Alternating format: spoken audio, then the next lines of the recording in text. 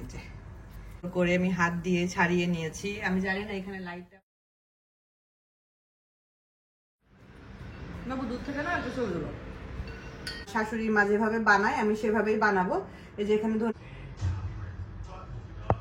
এই যে দেখেন আমার ধনিয়া পাতা ভর্তা খুব সুন্দর, যেহেতু আমার লাগবে আজকে বের করলাম বাসায় যেটা ছিল। আসসালামু আলাইকুম, সালাম দাও। কেমন আছেন সবাই? আমরা তো আলহামদুলিল্লাহ ভালো আছি। আজকে আমার তাবিবের হেয়ার কাট হয়েছে। তাবিবকে দুপুরবেলা নিয়ে গিয়ে আমি হেয়ার কাট দিয়ে নিয়ে আসছি না তাবিব? তাবিবের হেয়ার কাট হয়ে গেছে, কিন্তু তাবিবের বড় ভাই মিস্টার তোষান হয়নি, তাই না মা? কেন হয়নি? আর সকাল থেকে রোদ ছিল, বিকালে হালকা একটু বৃষ্টি হইলো, এরপরে এই যে এরকম আবহাওয়া। আর তাবিবের বড় ভাইকে দেখাই, এই দেখেন তাবিবের বড় ভাই কোথায় শুয়ে আছে দেখেন। এই তুমি ওখানে শুয়ে আছো কেন? হ্যাঁ, তাকাও, দিকে তাকাও। সোফার নিচে পা দিয়ে এই দেখেন কার্পেটে মজা পাইছে, এখানে শুয়ে আছে। সে চুল কাটবে না। আমার এক আপু আমাকে কমেন্ট করছে, আপু তোষানকে ছোট ছোট করে চুল কেটে দিবা না, তোষানকে ছোট ছোট করে চুল কেটে দিলে ওকে রোগা রোগা লাগে। এই সেম কথাটা আমার আম্মু বলতো। তো আপুর কমেন্টটা পড়ে ওই দিনকে আমি একটু ইমোশনাল হয়ে গেছিলাম। সেম আম্মু বলতো এই ওদেরকে ছোট ছোট করে। কি মা? ফোন চার্জে। চলো আমরা কিচেনে যাই, আমরা একটা ইয়াম্মি জিনিস বানাবো। আমি কিচেনে চলে আসছি। গতকালকে ব্রেড নিয়ে আসছিলাম স্যান্ডউইচ বানাবো বলে। আমার স্যান্ডউইচটা খুব ভালো লাগে, বিশেষ করে বাংলাদেশের যে রেস্টুরেন্ট গুলোতে স্যান্ডউইচ পাওয়া যায় না, বেকারি শপগুলোতে, রেস্টুরেন্ট না সরি বেকারি শপগুলোতে যে ক্লাব স্যান্ডউইচ পাওয়া যায়, ওটা আমার খুবই ভালো লাগে। তো এখানে যে চিকেনের বুকের অংশ নিয়েছি, তো সিদ্ধ করতে দিয়েছি। এখানে আমি এখন সামান্য লবণ দিয়ে দিচ্ছি, সামান্য বললে ভুল হবে, এই যে পরিমাণ অনুযায়ী চিকেনটা সিদ্ধ করতে যতটুকু লবণ লাগে দিয়ে দিচ্ছি। দিয়ে দিব একটু গোলমরিচের গুঁড়ো। আমি কিন্তু একটু স্যুপও রান্না করব, স্যুপটা যদিও বা রেডিমেড স্যুপ। এই যে একটু গোলমরিচের গুঁড়া দিয়ে দিচ্ছি, এটা সিদ্ধ করার জন্য। তারপরে হালকা খুবই সামান্য পরিমাণ একটু সয়া সস দিয়ে দিচ্ছি। আমার কাছে লাইট সয়া সসটা নাই, নর্মালি লাইট সয়া সসটা দেওয়ার চেষ্টা করবেন। আমার কাছে থিক সয়া সসটা আছে, আমি থিক সয়া সসটা একটু দিয়ে দিচ্ছি। তো এইটা দিয়ে চিকেনটাকে এখন খুব ভালো করে একটু সিদ্ধ করে নিব। আর এই যে চিকেনের যে স্টকটা দেখতে পাচ্ছেন, আমি একটু স্যুপ রান্না করব ভাবছি। তো রেডিমেড থাই স্যুপের প্যাকেট আছে বাসায়, কর্ন স্যুপেরও প্যাকেট আছে। তো কর্ন স্যুপটাই আজকে একটু রান্না করব। তো এটা সিদ্ধ হয়ে নিক, তারপরে বাকি প্রিপারেশন আমি আপনাদেরকে দেখাবো। আমার চিকেনটা সিদ্ধ হয়ে গেছে, তো আমি পাত্রটা ভালোভাবে ধুয়ে নিয়েছি। ধুয়ে আবার পাত্রটাতে প্রায় 1.5 লিটারের মতো পানি দিয়ে দিয়েছি। আর এর মধ্যে আমি দিয়ে দিয়েছি হলো 3টা কর্ন স্যুপ, যে কিনতে পাওয়া যায় যে কর্ন স্যুপ গুলা বাজারে, সেরকম কর্ন বিভিন্ন ব্র্যান্ডের পাওয়া যায়। তো আমি এখানে 3 প্যাকেট কর্ন স্যুপ দিয়েছি। পানিটা ঠান্ডা থাকা অবস্থায় স্যুপটা দিয়ে এভাবে নেড়ে নিতে হবে, কারণ পানিটা গরম হওয়ার পরে যদি আপনি স্যুপটা দেন তাহলে স্যুপটা দলা দলা বেঁধে যাবে। আর চিকেন গুলো যে সিদ্ধ হয়েছে, আমি তো স্যান্ডউইচের জন্য চিকেন নর্মালি সিদ্ধ করেছি, যতগুলো তো স্যান্ডউইচে লাগবে না, এখান থেকে কিছু চিকেন আমি এরকম ছোট ছোট করে এরকম কাঁচি দিয়ে কেটে এখানে দিয়ে দিচ্ছি। আর একটু দিয়ে দিব কাঁচামরিচ, এছাড়া আর তেমন কিছু এখানে দিতে হবে না। আর যদি সম্ভব হয় বা যদি পছন্দ করেন একটু টমেটো সস দিতে পারেন, এছাড়া আর তেমন কিছু দেওয়ারই প্রয়োজন নাই। আর চিকেন যদি এরকম না থাকে, একটা ডিম ভালোভাবে ফেটিয়ে ডিমটা দিয়ে দিলে এগ হয়ে গেল আর কি। এটা চিকেন স্যুপ হচ্ছে, এটা এগ স্যুপ হয়ে যাবে। এই তো। আর মোটামুটি সবজি টবজি তো এর মধ্যে দেয়াই থাকে, তাই সবজি তো আর দেওয়ার কোনো দরকার নেই।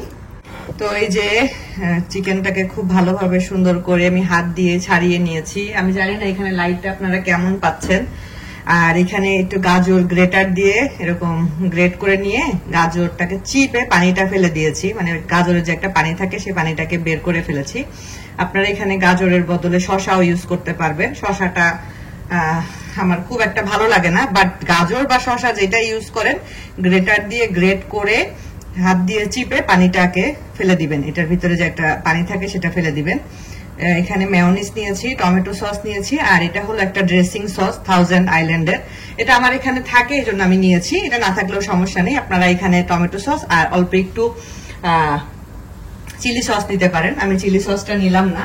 আমি হলো একটু গোলমরিচ দিব, চিলি সসটা দিচ্ছি না, আমি গোলমরিচ দিব একটু গ্রেট করে। তারপরে এগুলোকে সবগুলোকে একসাথে মাখিয়ে দেন পুরটা রেডি হয়ে যাবে। তারপরে ব্রেড গুলোকে সুন্দর করে কেটে কেটে ব্রেডের সাথে মাখিয়ে হয়ে যাবে আমার কি জানি বলে স্যান্ডউইচ। তো হয়ে গেল আমার ইয়ে দেওয়া। এখন সুন্দর করে সবগুলো একসাথে এভাবে করে মাখিয়ে নিব। যদি কেউ মনে করেন হাত ব্যবহার করে মাখাবেন তাও মাখাতে পারেন, একটা হ্যান্ড গ্লোভস পরে আমি এই স্পুনটা দিয়ে সুন্দর করে মাখিয়ে নিচ্ছি চিকেনের সাথে। এটাই হলো পুর স্যান্ডউইচের ভিতরের। অনেকদিন পরে মনে হচ্ছে এরকম বিকালের কোনো নাস্তা বানাচ্ছি। তো ঠিক আছে, আমি মাখিয়ে নিই। ব্রেডের দুই সাইড থেকে যে ব্রাউন অংশটা ছিল সেটা কেটে নিয়েছি। এখন যেভাবে করে স্প্রেড করে দিব পুরটা, তারপরে উপর থেকে আরেকটা ব্রেড দিয়ে স্যান্ডউইচ আসলে যেভাবে বানাই এটা দেখানোর কিছু নাই। তারপরেও যেহেতু আমি স্যান্ডউইচের একদম সহজ রেসিপিটা আপনাদের সাথে শেয়ার করলাম, তো ভাবলাম যে লাস্টের ফিনিশিংটাও একটু দেখাই। এটাও মনে হয় না আমার তো শান্তাবিব খাবে, কারণ আমি এর আগে স্যান্ডউইচ অনেকবার বানাইছি। তারা এগুলার প্রতি তাদের নেশা খুবই কম। একটু রায়ানের জন্য পাঠাবো, ভাবিরা তো একটু ডায়েটে আছে, ভাবি নাও খেতে পারে, দিব যদি খায় খাবে।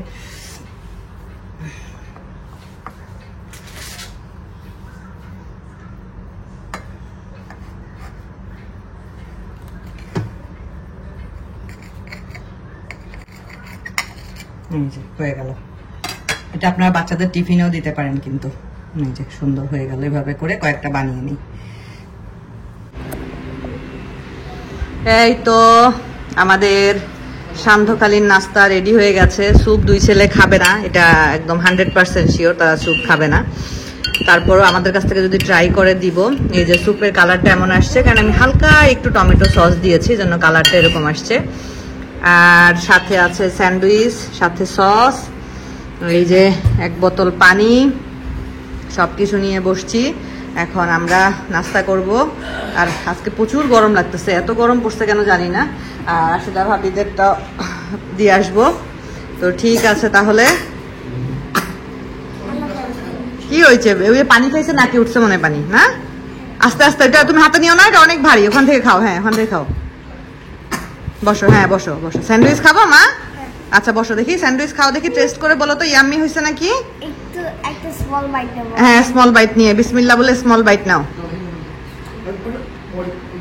এত স্মল বাইট? তুমি চিকেনটা খাও, ভিতরে চিকেন আছে তো, চিকেনটা খাও, সস আছে, চিকেন আছে। হ্যাঁ হ্যাঁ, তোষান নাও, খাইয়ে দেখ তোষান, ভাল লাগবে, খেয়ে দেখো, ভিতরে চিকেন আছে, চিকেন। বিসমিল্লাহ। কেমন মা? খাও।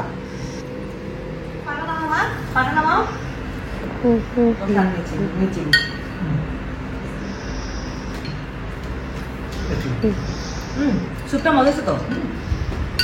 রোশান খেয়ে দেখো বাবা। না, কেন? আমার সব ক্রাঞ্চি হবে।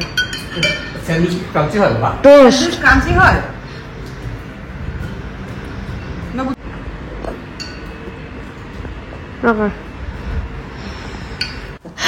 রাশেদা ভাবির ওইখানে গেছিলাম, ভাবির ওইখানে গিয়ে এই যে একটু দিয়ে আসলাম।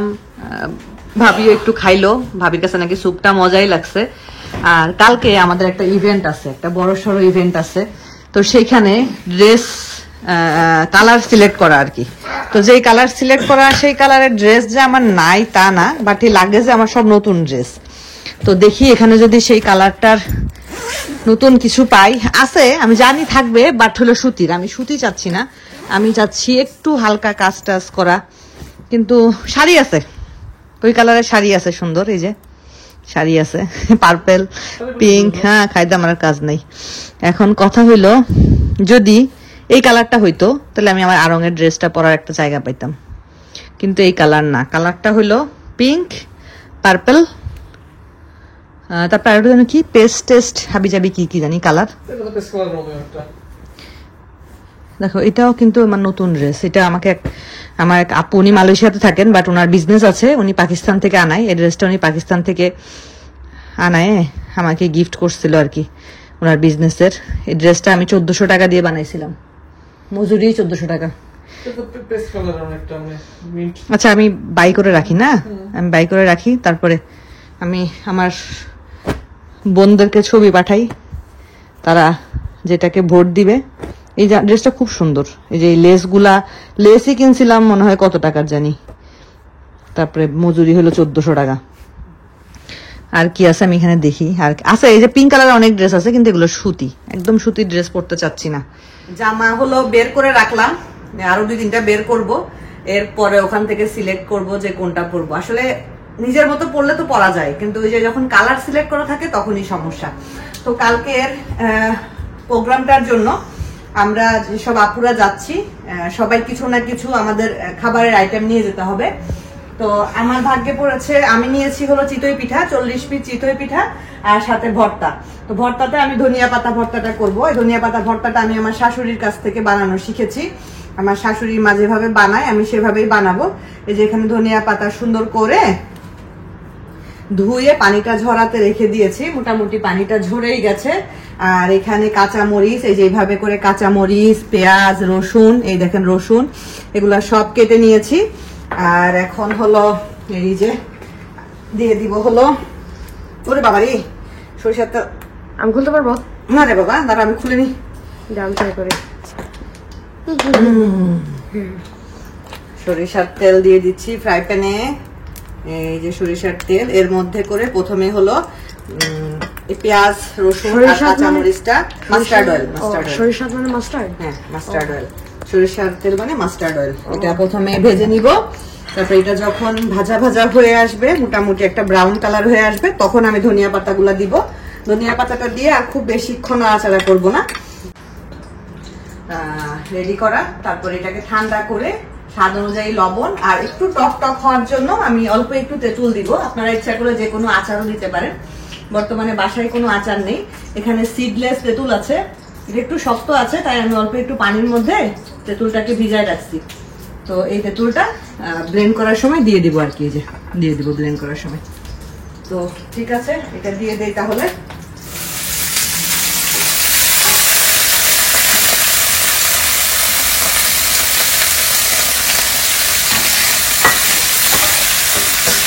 এটাকে এখন ভালোভাবে ভেজে নিব, ভালোভাবে ব্রাউন কালার করে ভেজে নিব, গোল্ডেন ব্রাউন। তো এই যে আমার এটা সুন্দর করে ভাজা হয়ে গেছে, দেখেন রসুন টসুন গুলো একটু ব্রাউন কালার করে ভেজেছি, মোটামুটি ভালোই ব্রাউন কালার করে ভাজা হয়েছে আর ঠান্ডাও হয়ে গেছে। আমি এখন এটাকে ব্লেন্ড করে নিব। তো কতগুলি ধনেপাতা দিয়েছি আর একটুখানি হয়েছে, এগুলো এরকমই ধনেপাতা শাক, এগুলা তো আসলে দেখতে অনেক মনে হয় বাট চিমসায় যায়। তো এটা হলো আমি যে ব্লেন্ডারের মধ্যে নিয়ে নেই, তারপর এখানে তেঁতুলটা দিয়ে দিব আর স্বাদ অনুযায়ী লবণ দিয়ে সুন্দর করে এটাকে ব্লেন্ড করে নিব। আর পাটা থাকলে তো কথাই নেই, আমার পাটা আছে বাট আমার এখন পাটাতে বাটতে ইচ্ছা করতেছে না। রাত্রেবেলা আমার আসলে রান্নাঘরে কিছু করতে ইচ্ছা করে না। আমার কথা হলো আমি দিনের বেলা যত ইচ্ছা তত রান্না করতে পারবো, রাত্রে ইচ্ছা করে না।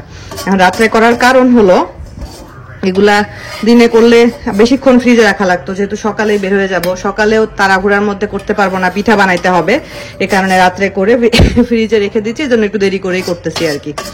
তো ঠিক আছে, দিয়ে দিছি, এই যে তেঁতুলটাও দিয়ে দিছি, স্বাদ অনুযায়ী লবণও দিয়ে দিছি। এখন হলো ব্লেন্ড করে নিব। এই যে দেখেন আমার ধনিয়া পাতা ভর্তা খুব সুন্দর মতো হয়ে গেছে, একদম সুন্দর মতো করে নিয়েছি। আর যে বক্সে করে নিয়ে যাব সেই বক্সেও রেখে দিয়েছি। এখন জাস্ট এইভাবে করে একটু ঠান্ডা করে নিব, এখনো হালকা গরম আছে, পুরোপুরি ঠান্ডা হয়ে গেলে ফ্রিজে নরমালে রেখে দিব। বানানো শেষ, আপনাদের ভাইয়া আবার একটু বাইরে গেছিল টুকটাক কিছু জিনিস কেনাকাটা করার জন্য। আমি এখানে 2টা জামা বের করে রাখছি, আরো 2-3টা বের করব, তারপর এর মধ্যে থেকে সিলেক্ট করব। আর আপনাদের ভাইয়া হলো গেছিল নরমালি, মানে মেন যে কারণে গেছিল সেটা হলো একটা পাওয়ার ব্যাংক কেনার জন্য। পাওয়ার ব্যাংকটা খুব দরকার, কালকের জন্য দরকার। আর তাবিবকে যেহেতু কালকে সাথে করে নিয়ে যাচ্ছি, তোষান যাবে না আমার সাথে, তাবিব যাবে। তো তাবিবের জন্য কিছু খাবার দাবার সাথে করে নিয়ে যাব, সেজন্য কিছু খাবার দাবার নিয়ে আসছে আপনাদের ভাইয়া। এর চেয়ে ছোটটা ছিল না, না আটবে মনে হয়, ওর ব্যাগে আটবে মনে হয়। এটা ছোট, একবারই ছোট। এটা হ্যাঁ দামি। একবারে ছোট। বাবা তুমি এই নুডলস পাইছো আবার, নিয়ে আসলাম মিস্টার নুডলস। হ্যাঁ এই নুডলস তারা পছন্দ করে। ও বাবা এটা কার জন্য, এটা কার জন্য? ওদের বাবা লাইক করে। এটা কাদের বাবা লাইক করে? ওদের বাবা, ওদের বাবা লাইক করে কিন্তু শেষ করে ওরা। সেটাই। তুমি খুলে এক সিপ হয়তো খাও, খেয়ে রাখো, আর দেখো যে নাই, শেষ করে হলো এই যে এরা। নাও খাই না। এটা কিন্তু ভালো, এটা খুব, এটা মানে হলো স্পার্কলিং ফ্লেভার ড্রিঙ্ক আর কি। এখানে 0 ক্যালোরি, 0 সুগার, 0 কালারিং। এটা একদম হেলদি একটা ড্রিঙ্ক আর কি। তো এগুলা আপনাদের ভাইয়া পছন্দ করে, সে নিয়ে আসে, সে খুলে হয়তো একটা দুইটা সিপ খায়। এই যে পাওয়ার ব্যাংকটা খুব দরকার। কত নিল? 170 এক বছর ওয়ারেন্টি আছে। 1 বছর ওয়ারেন্টি আছে? হ্যাঁ, এটা আগেরটাও তো 1 বছরের ওয়ারেন্টি ছিল। এটা রেখে দিও, রিসিপ্টটা রেখে দাও, রেখে দাও, ওই যে। বক্সটা রেখে দিও। পাওয়ার ব্যাংকটা আজকে বের করছি, যে কালকে যেহেতু আমার লাগবে, আজকে বের করলাম। বাসায় যেটা ছিল, যেটা ইউজ করতাম, বের করে দেখি পাওয়ার ব্যাংক পুরা ফুলে, দেখেন কি অবস্থা, মানে ফুলে পুরা ঢোল হয়ে গেছে পাওয়ার ব্যাংক। তো আপনাদের ভাইয়া গিয়ে নতুন একটা নিয়ে আসলো, দামও নিছে ভালোই, 170 রিঙ্গিত নিছে নাকি পাওয়ার ব্যাংকের দাম। 170 রিঙ্গিত মানে প্রায় 5,000 টাকার কাছাকাছি পাওয়ার ব্যাংক। এখন এটা ভালো হইলে হয় আর কি। হ্যাঁ মা, Junk food তাও পারে। এটা জাঙ্ক ফুডটা তো খাইতে হয় না, তুমি জাঙ্ক ফুড কেন এরকম করে সাজাইলা? হ্যাঁ That's fun. Hmm, That's fun. That's রাখো তো, চার্জ হোক, চার্জ হোক একটু। আসো তুমি তোমার জাঙ্ক ফুড গুলো দেখো। এটা কি করবা? এটা কই ফেলবা? এটা তো এমনি ফেলা যাবে না। না এভাবে তো ফেলা যাবে না। Baba, দেখতে হবে এটা কোথায় ফেলা যায় এটা। জি Baba. বাবা। টাওয়ার বানাইছে সে, দেখো। আর আছে না? আছে, তাও আছে। তো এই হলো আমাদের আজকের দিনের রুটিন গেল। তো আজকের মতো রেখে দাও বাবা, এটা রেখে দিতে হবে, এটা 1 বছর ওয়ারেন্টি আছে। আজকের মতো বিদায় নিচ্ছি সবাই। তোমার হচ্ছে মানে ইয়ে হ্যাঁ বিল্ডিং কেবল আছে তো? হ্যাঁ তোমার তো আইফোন সাপোর্ট করে, আমারটা সাপোর্ট করে, ফাস্ট চার্জিং। আচ্ছা, তাহলে এখন চার্জ দিয়ে রাখতে হবে না? হ্যাঁ চার্জে দিয়ে রাখো তাহলে। তো আজকের মতো বিদায় নিচ্ছি, সবাই ভালো থাকবেন, সুস্থ থাকবেন। ভাবি আল্লাহ হাফেজ বলে দাও। দেখেন কি করতেছে। বলো আল্লাহ হাফেজ বলো।